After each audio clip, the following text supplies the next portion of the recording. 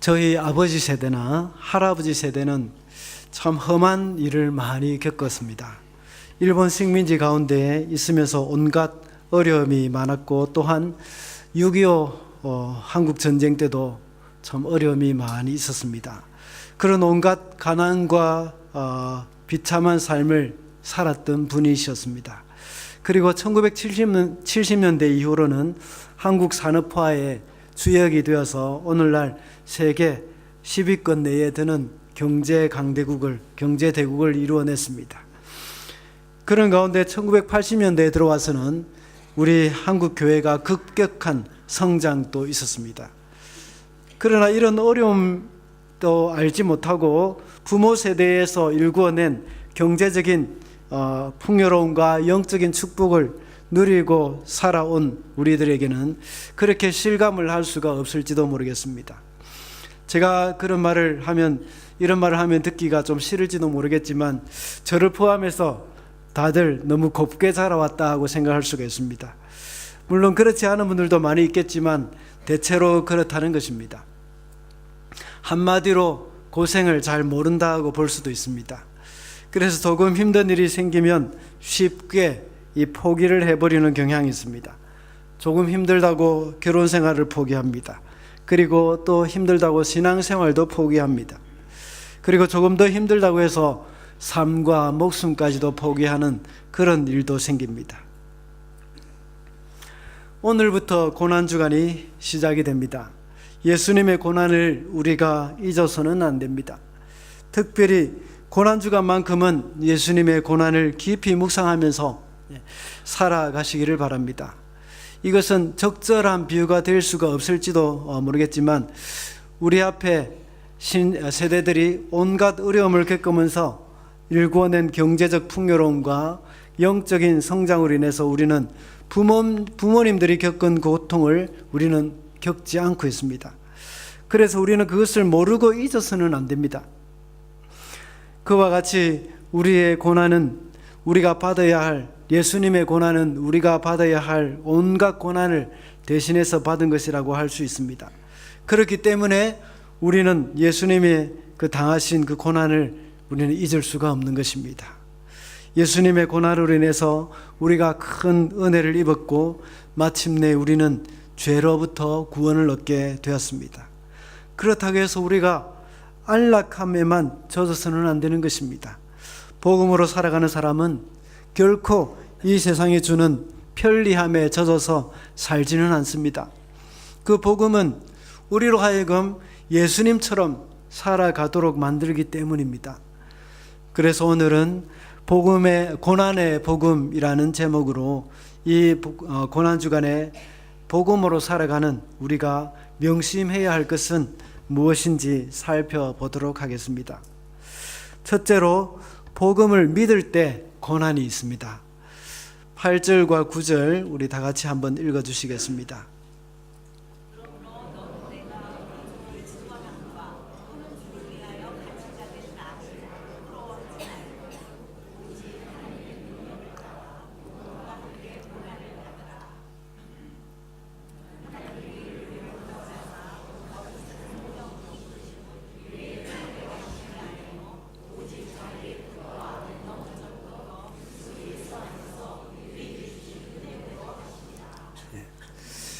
바울은 우리를 구원하사 구원하신 거룩하신 부르심으로 우리를 부르신 하나님의 능력을 조차 복음과 함께 고난을 받으라고 말씀하고 있습니다.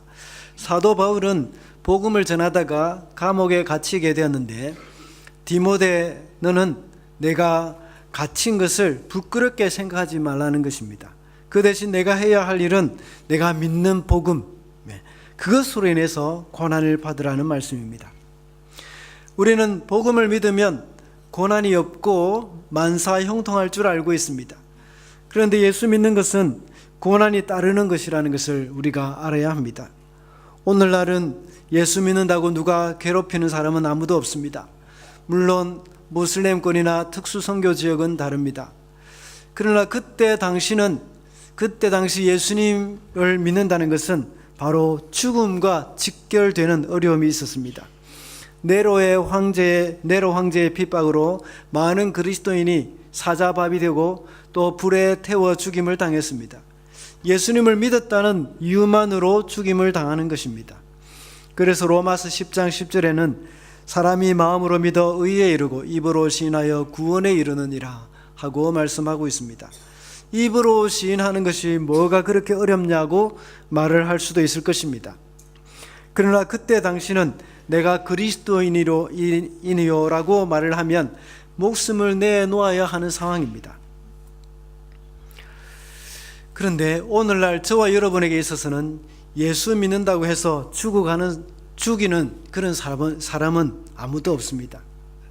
그러나 신분의 변화로 인한 세상 사람들의 질시를 받을 수는 있습니다.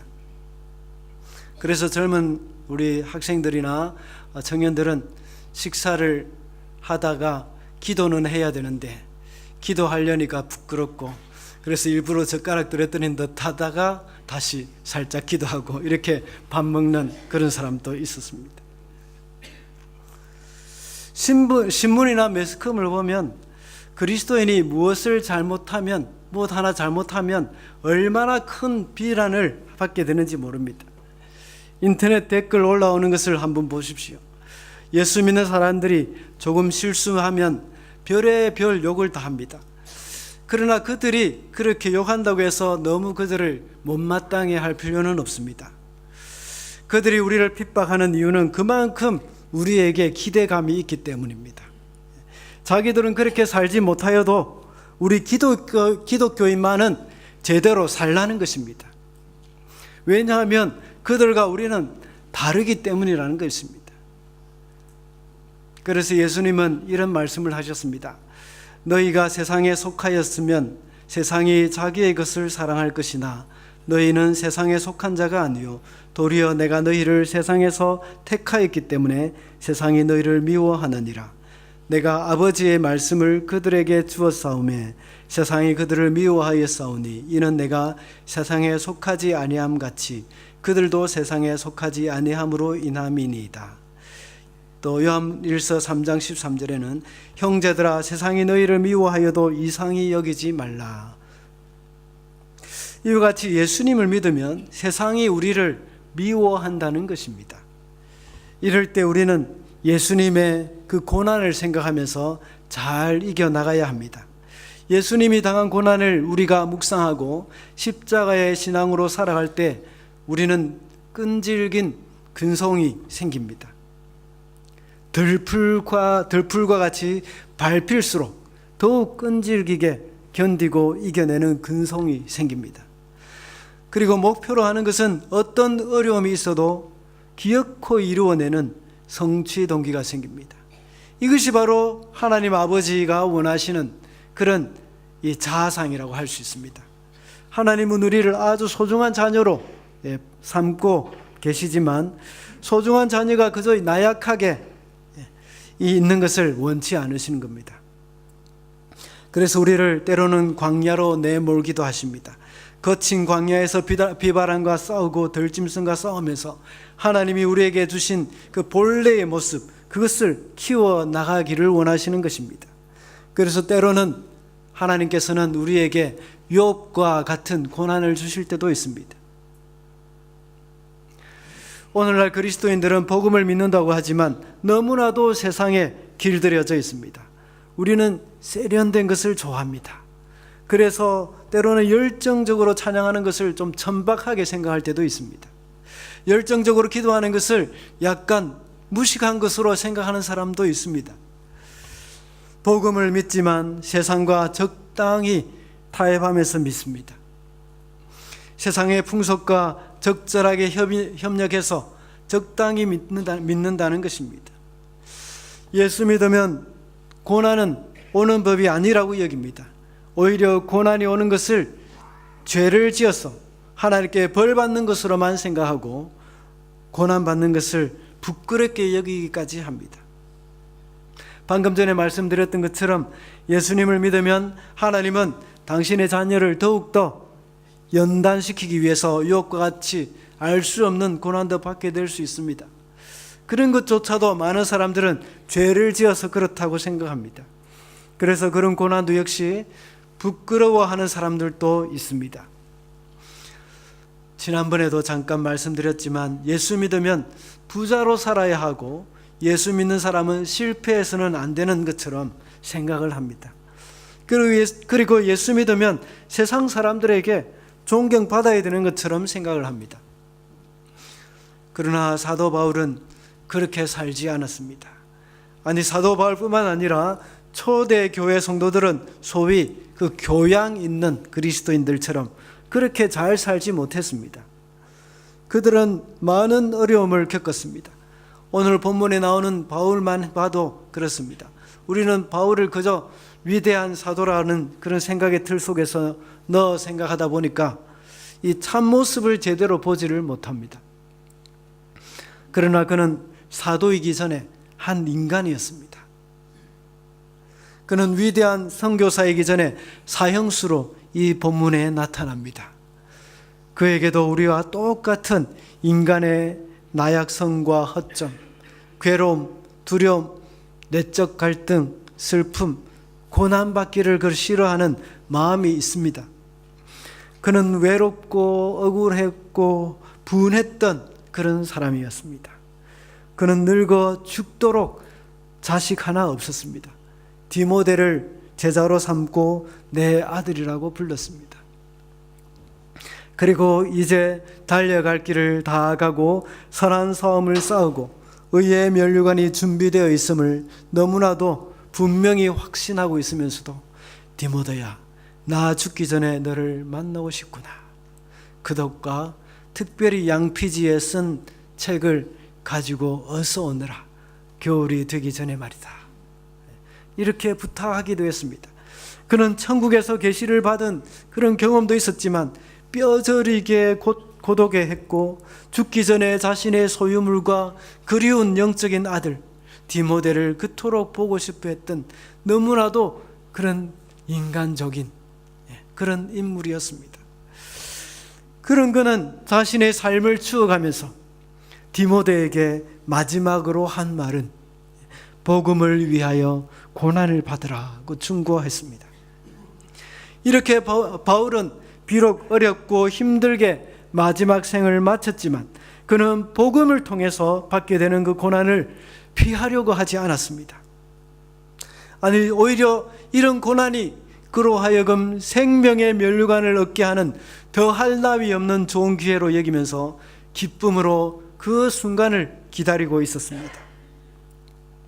사도 바울은 이렇게 복음으로 인하여 고난을 겪었던 것입니다. 그는 복음을 믿지 않았더라면 유대인의 존경받는 랍비로 평생을 살았을 것입니다. 노후를 조금 더 걱정할 필요도 없고 그토록 핍박받을 필요도 없었을 것입니다. 단지 그는 복음으로 인해서 감옥에 갇힌 신세가 되었고 그 속에서 그의 영적인 아들 디모데를 그리워하며 죽음을 기다리고 있었던 것입니다. 그러므로 우리가 복음을 믿을 때 우리는 고난이 있음을 알아야 합니다. 둘째로 복음을 전할 때 고난이 있습니다. 11절 12절 다 같이 읽어보시겠습니다.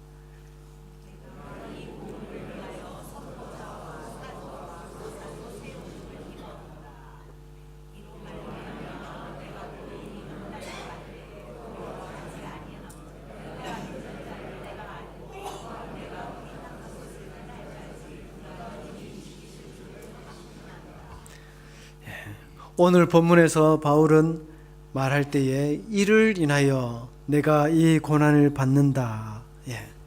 이 말은 복음을 전하는 사도와 교사로 시험을 받았다는 것입니다. 그래서 이 직분을 행하다가 고난을 받게 되었다는 것입니다. 바울은 지금까지 복음을 전하다가 오해를 받아서 고난을 받았고 매를 맞기도 했으며 감옥에 갇힐 뿐만 아니라 이렇게 죽음까지도 맞이하게 되었습니다. 특히 유대인들에게는 몇 번이나 죽음의 위협을 느꼈습니다. 그러나 바울은 이 고난을 받아도 결코 부끄러워하지 않았습니다.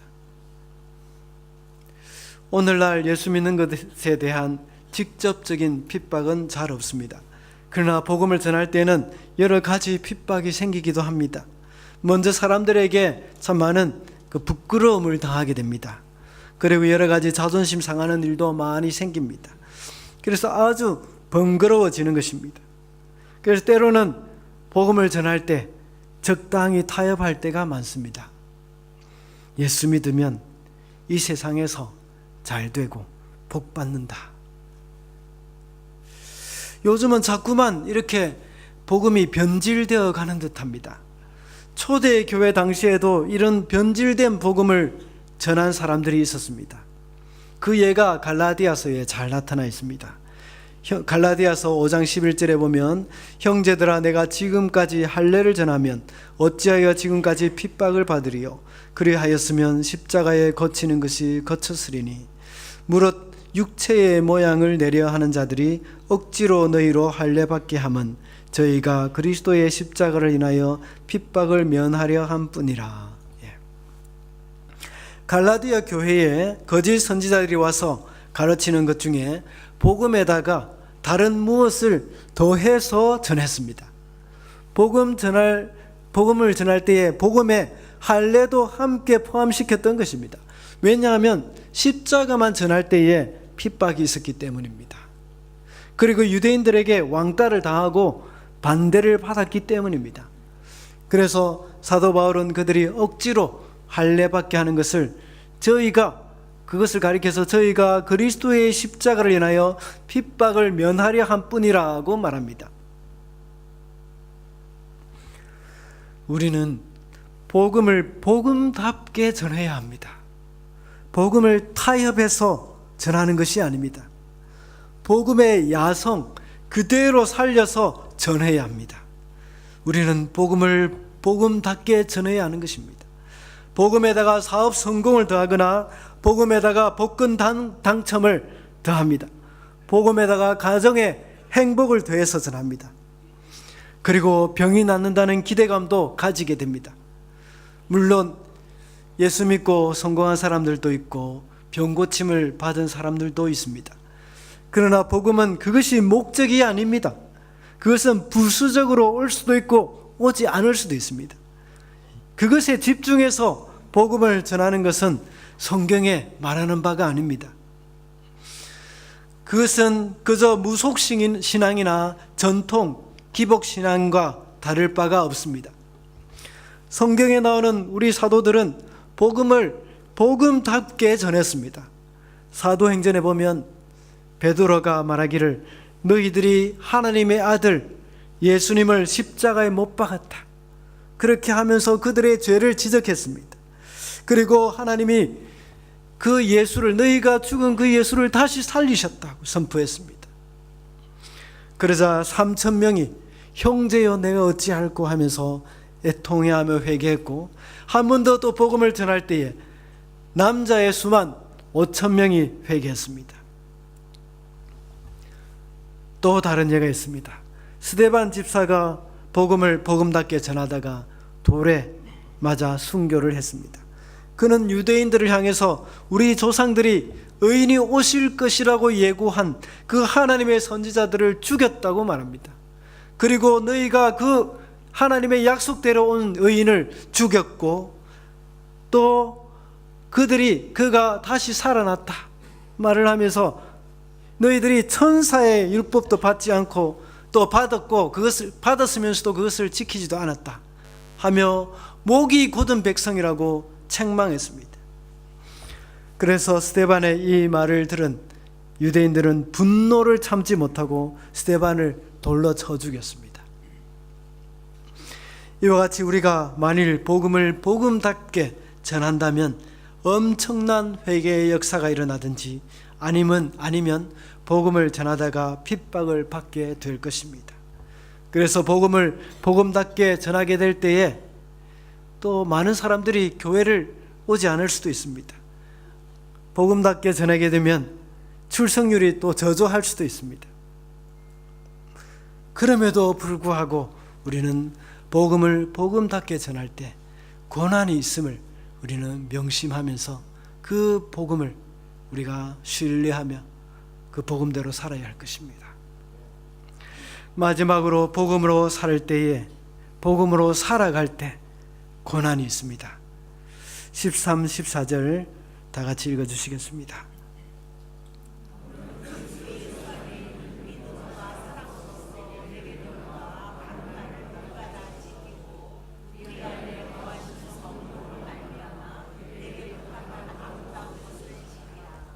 아멘.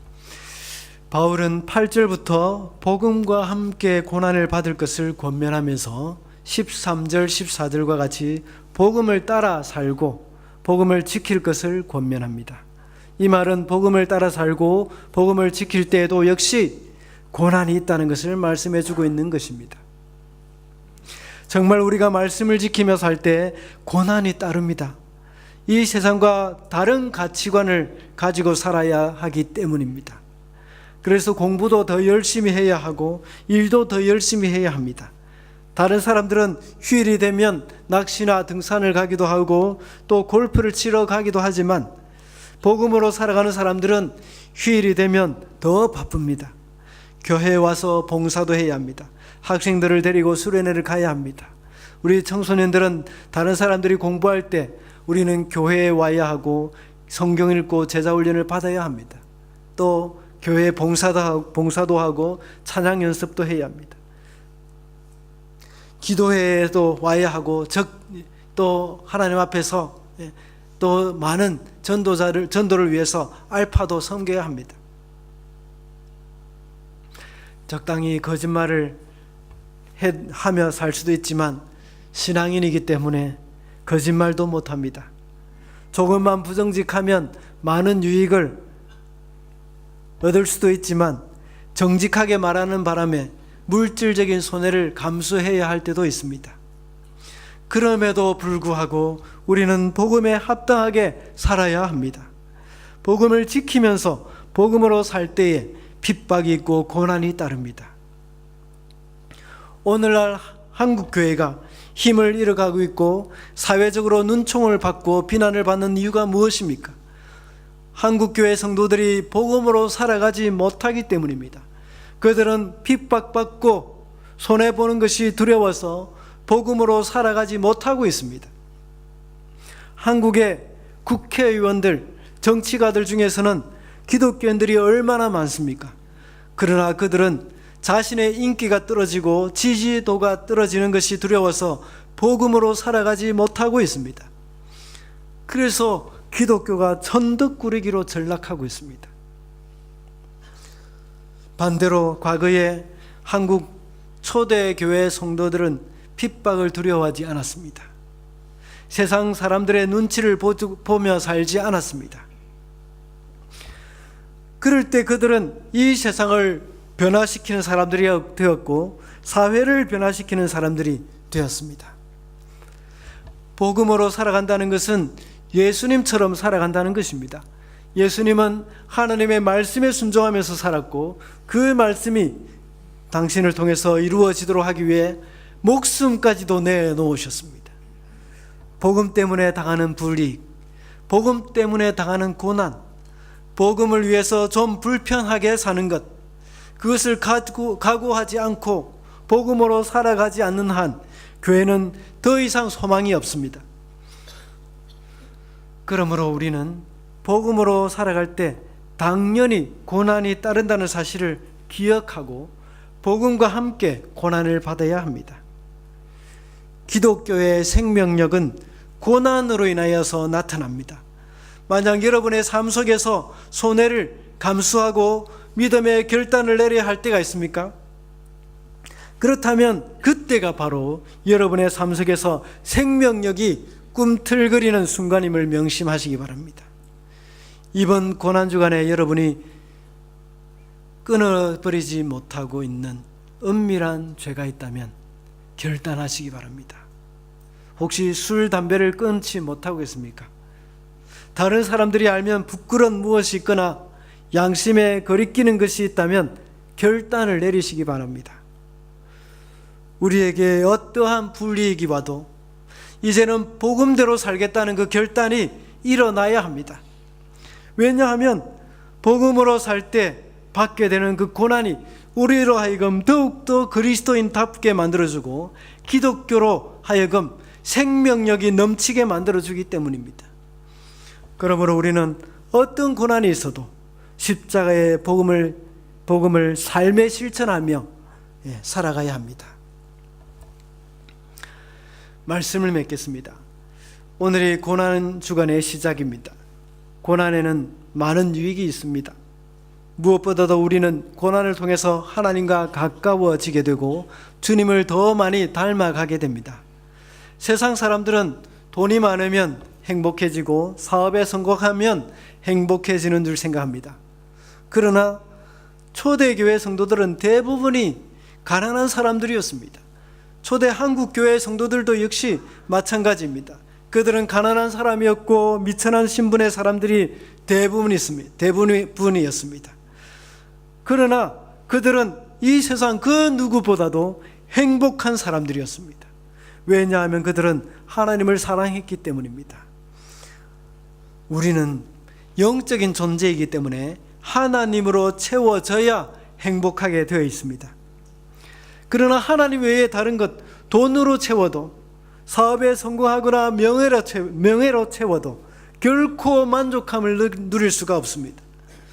또한 수많은 그리스도인들은 아무 어려움 없이 평안하게 살면 그것이 행복이며 하나님으로부터 받은 복인 줄만 생각합니다. 그래서 많은 사람들은 신앙생활을 너무 안일하게 하려고 합니다.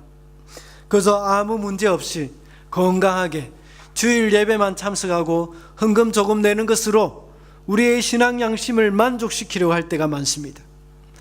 우리는 신앙생활에 있어서 야성을 회복해야 합니다. 복음의 그 야성을 우리는 회복해야 합니다. 그래서 이번 고난주간에는 나를 위해 십자가에 못 박히고 죽으셨다는 예수 그리스도의 그 십자가의 복음, 그것을 깊이 묵상하는 저와 여러분이 되시기를 바랍니다. 그 십자가 복음을 가지고 참된 그리스도인으로 살아가야 합니다. 그것은 때로는 사도 바울과 같이 자신의 기득권을 포기하고 고난의 길을 선택하는 그러한 일일 수도 있습니다. 그때는 고난이 있는 것이 당연한 것일 수도 있습니다. 그리고 세상의 복음을, 십자가의 복음을 올바로 전할 때도 역시 고난이 있는 것이 당연한 것입니다. 그 십자가의 복음대로 살아가는 것도 역시 고난이 따르는 것임을 우리가 알아야 합니다. 그래서 복음과 함께 고난받기를 즐거워하는 그런 저와 여러분이 되시기를 바랍니다. 기도하겠습니다. 하나님 아버지, 저희 죄를 위해서 독생자 예수 그리스도를 이 땅에 보내주신 것 감사드립니다. 주님이 이 땅에 오셔서 모진 고통과 모욕을 당하시고 십자가에 못 박혀 돌아가심으로 인해 비로소 우리는 하나님과 화목하게 되었음을 고백합니다. 주님 감사합니다. 이번 고난주간은 그 주님의 십자가의 복음을 깊이 묵상하고 전하며 그 십자가의 복음으로 살아갈 수 있도록 도와주시옵소서. 우리가 믿음의 결단을 할 수 있도록 힘을 주시옵소서. 나에게 어떠한 불이익이 와도 하나님의 복음으로 살아갈 수 있도록 도와주시옵소서. 당당히 복음과 함께 고난받기를 즐거워하는 저희들이 되게 해 주시옵소서. 그래서 인간의 참된 행복과 만족은 세상에서의 성공이나 재물이 주는 것이 아니라 주님이 내 안에 거하시고 내가 주님 안에 거하는 것임을 잊어버리지 않는 한 주간이 되게 해 주시옵소서. 예수님 이름으로 기도합니다. 아멘.